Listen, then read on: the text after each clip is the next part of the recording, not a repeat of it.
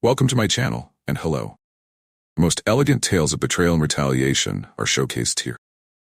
Michael took a seat at the bed's edge. Seeing his 30-year-old wife get dressed for an evening of dining and dancing was one of his favorite pastimes. Nothing was the same as it was this time. This time, he was nearly overcome with melancholy as he relished seeing her. She's prettier tonight than she's ever been in all the time I've known her, he believed. Dawn would have turned 50 tomorrow, and as they had arranged a birthday celebration for her with both of their kids and their families, this evening would be a private celebration for the two of them. He studied her face and physique intently as she sat at the dressing table. She's still got it, thought. She has the same trim figure that she has worked so hard to preserve over the years, gorgeous hair and a stunning face. Not to mention that gorgeously formed ass she constantly teases me with. He was overcome with pride and affection for her. But soon after, melancholy returned to his heart. He was a sensible man.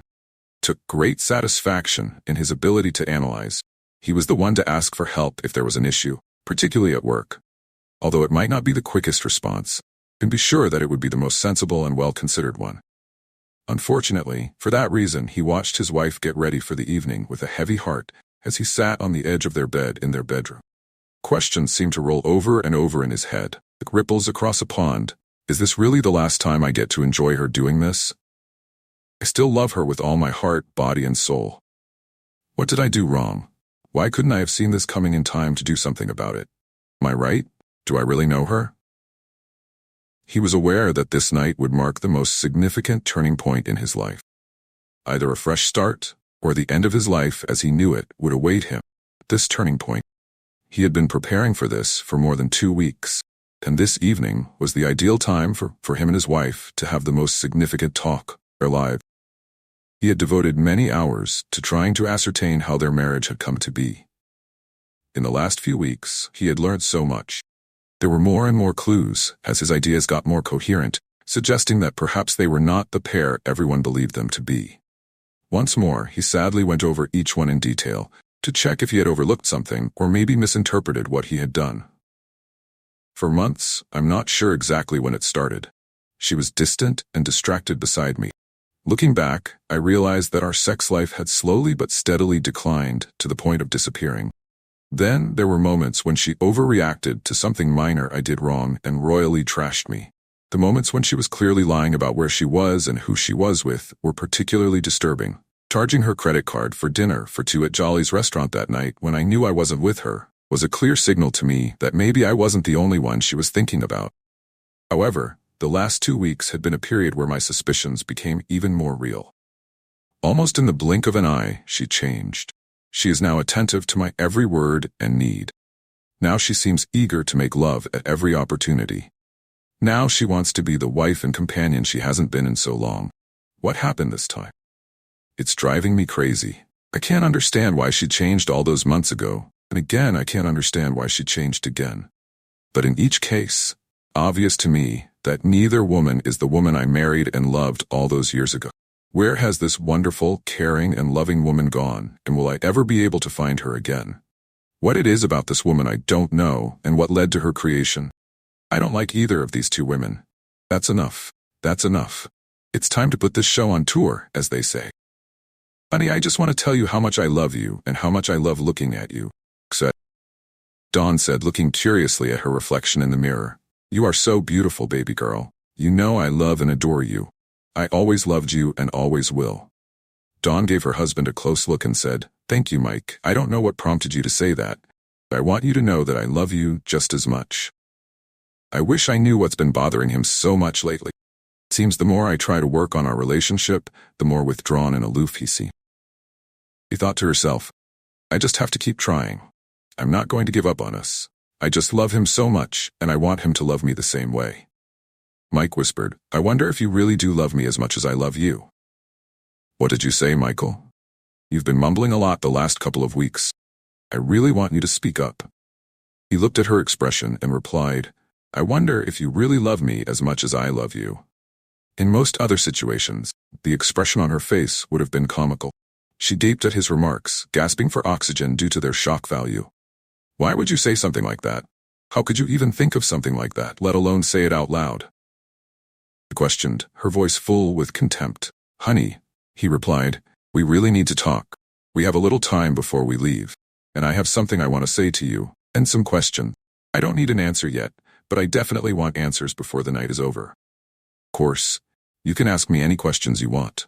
I have no secrets from you because you are my husband, my soulmate. Michael nearly burst out laughing.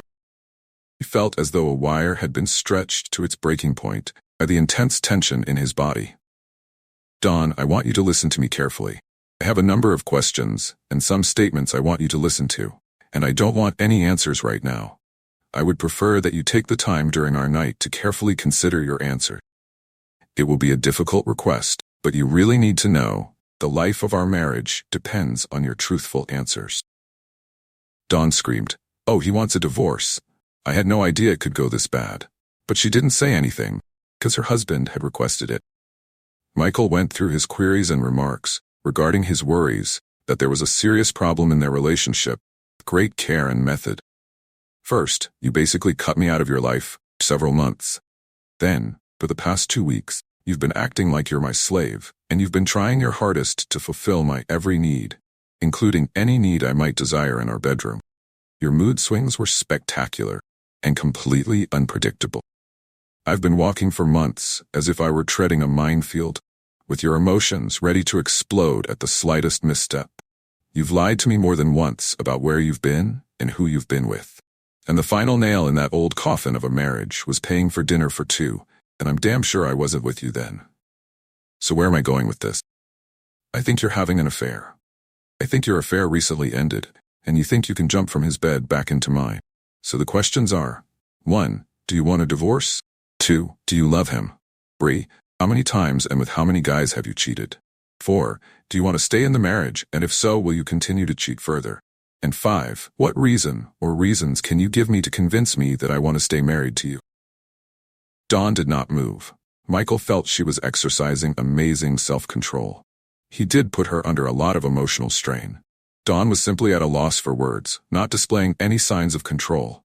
Somehow, she managed to complete getting ready and meet Michael downstairs. Michael got up and said, Dawn, finish getting ready, and I'll meet you downstairs. We have to hurry, or we'll be late for dinner. She managed to get through the evening somehow, and she was able to almost relish her time with her husband, when Michael reminded her that he didn't want to talk about his charges anymore for the remainder of their evening. She truly drank too much, and by the time they arrived home, all she wanted was to go to bed. She was drunk and knew she was not in the right frame of mind to carry on the talk with her husband.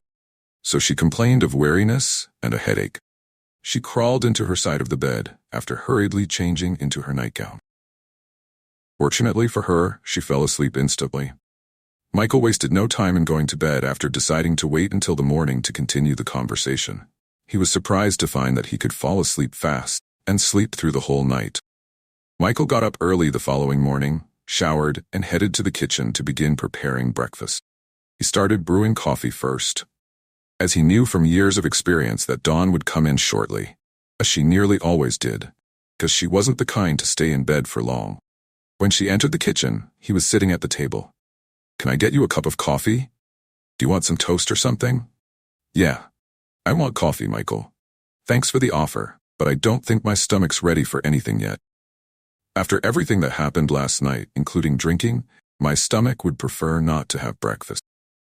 Dawn, last night it was my turn to get all this crap on the table where we can really figure out where we're going and whether or not we're going to be together.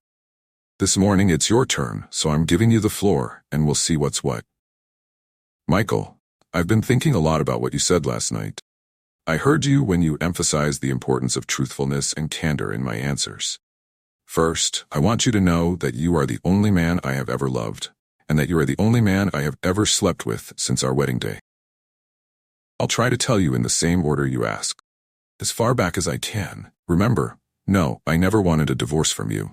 There is no lurking lover in the background, so I can easily say that I don't love this person who doesn't exist. Again, I've never cheated on you since we got married, so there is no army of men I've slept with to confess to you. I want to stay married to you more than life itself, and I will remain faithful to you until death finally does us part. That credit card charge was just a business dinner that you either forgot about, or worse, forgot to mention to you. Finally, The only reason you would want to stay married to me is because I love you. I love only you with all my heart, body, and soul. It's my fault for being away from you for so long, and it's also your fault for being away from me. I believe we both went through a dry spell in our marriage and just didn't realize it at the time. Lately, I've started to realize again why I love you, and for the past 2 weeks, I've been trying to smother you with my love. It was my way of reigniting a fire that we had let almost go out. Michael raised his gaze to meet Dawn's, giving her a direct look. Dawn met his intense stare with a composed expression, never once averting her eyes. Michael, you should know that I love you, and only you. Michael kept his eyes fixed on his wife. Then his expression gradually changed. He appeared to be about to pass away as his expression of intense grief and loss continued to deepen. Dawn's anxiety was growing by the moment. Michael, what's wrong? Are you sick? She asked. Do I need to call 911? At last, Michael started talking in a quiet, monotone voice. Mike's voice grew louder, making it easier to hear the note of anger in his tone. John, I love you with all my heart and soul. I was hoping that we could finally be honest with each other. I think you just can't or won't be honest with me. I gave you every opportunity because I really wanted to stay married to you for the rest of our lives. Reaching inside his desk drawer, Michael took out a huge manila paper envelope and passed it across the table to his wife, saying, I'm sure I did everything I could to save our marriage, and I know you didn't do your part. Dawn, I still love you, but love is not enough. I don't want to be your husband anymore. I filed for divorce. You need a lawyer. I don't want to see you or talk to you ever again. I'm going to pack some things and I'll be leaving soon. I must say I am sorry, but as I don't believe you are sorry, I see no reason to think so.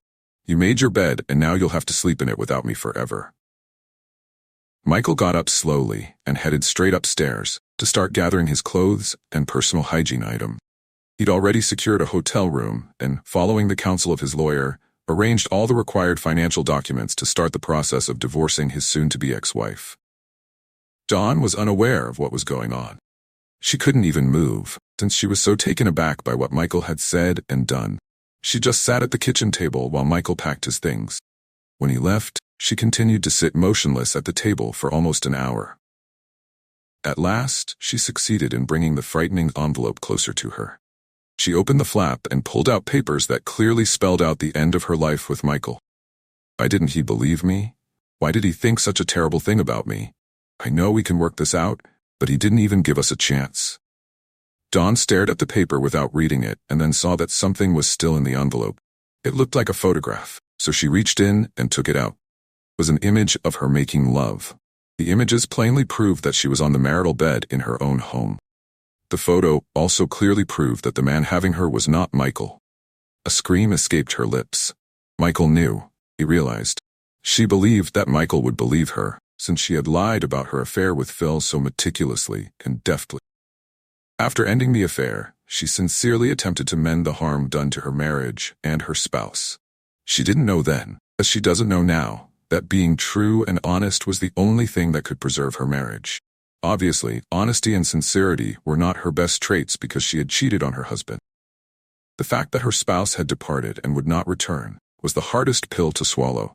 She had no doubts that Michael would honor his word and that the only resolution he would accept would be a divorce. Furthermore, she was certain that the only man she had ever truly loved was no longer in her life. The ultimate depressing truth was that, despite the amazing sex, the affair had not been worth a single second of her marriage. Recalling her vows from their exquisite, opulent wedding, to have and to hold in good health and in sickness, forsaking all others, she felt reminded. It was the last arrow to enter her heart, delivering part of the agony her spouse had gone through these past few weeks. Although it was not as bad as his, this was the worst pain she had ever experienced. She was aware of her infidelity. She had betrayed her spouse, their kids, and their whole family. Now, and for the rest of her life, she would be unfaithful. Her entire family saw her as nothing more than and looked up to her. How do you interpret this? Tell me in the comments section below, please. Thank you for coming today. In order to make sure your next chef stays faithful, subscribe to our channel. Await the next story with interest.